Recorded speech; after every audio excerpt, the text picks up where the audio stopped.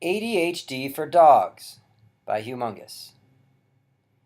ADHD for dogs.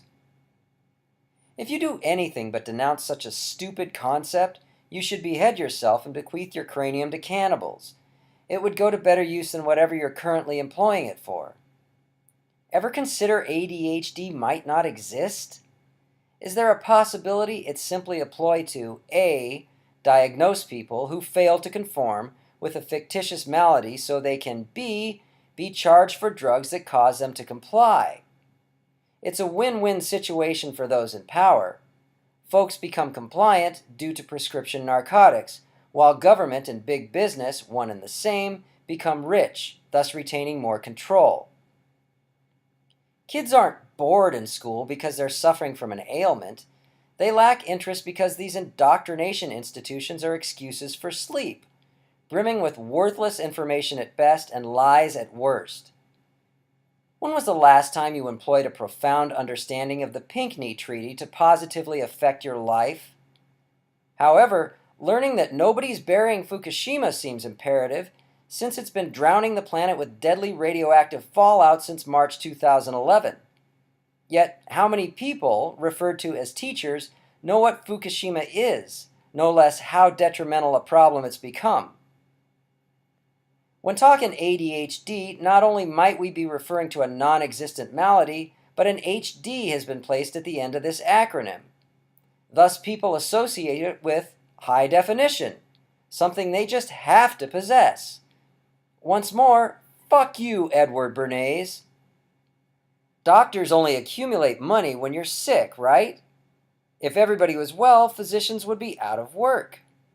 Thus, practitioners harbor an obvious catalyst for not only keeping you mentally and physically ill, but making you so.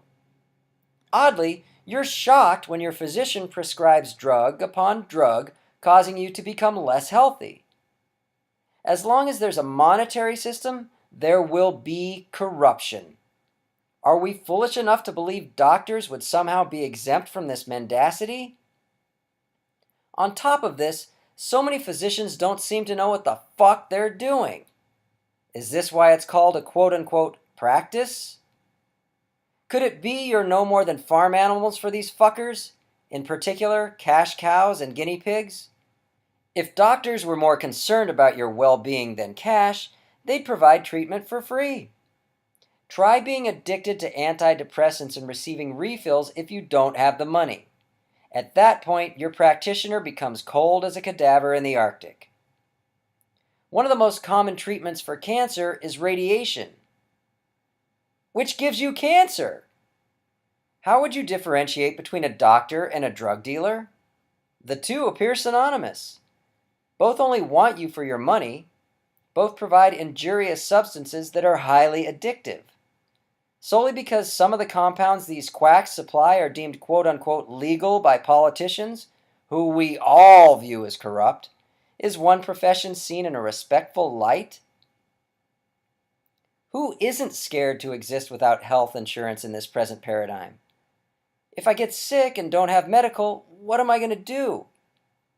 Thus, people are constantly employing themselves at jobs they hate solely for the insurance quote-unquote benefits.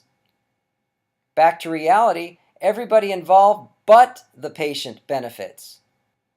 When you visit the doctor due to illnesses that quite possibly don't exist, these same physicians prescribe drugs with side effects only treatable by more drugs. Thus, not only is the practitioner acquiring cash with each prescription she writes, but so are pharmaceutical companies producing these narcotics. More prescriptions means more money for everyone, except patients, who get sicker and further in debt.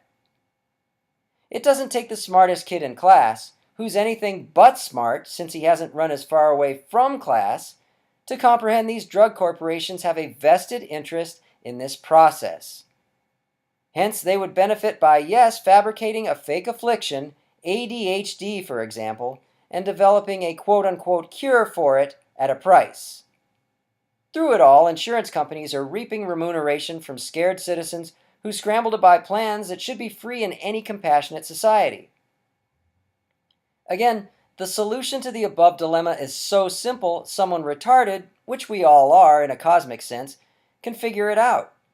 Get rid of the money and distribute everything gratuitously. Without a monetary system, insurance companies have no reason for pressing your face into the hot playground asphalt, forcing you to concede. There's nothing for them to gain in doing so. Without money, that asshole, no more than a trained dog begging for her monetary treat, will cease calling your house and harassing you. Her reward for beleaguering you like a delinquent has been removed. Hence, she's now free to pursue more relevant endeavors, like figuring out how to prevent the innate forces of this universe from destroying humanity. In the present paradigm, those with the most money appear the most adept and secure. In reality, should the monetary system end tomorrow, these people have the most to lose. In a logical society, they'd be deemed insane, having spent most of their existences hoarding useless pieces of textile known as cash. So here I sit, completing this blog, while staring at my laptop monitor and an advertisement promoting a cure for ADHD in dogs.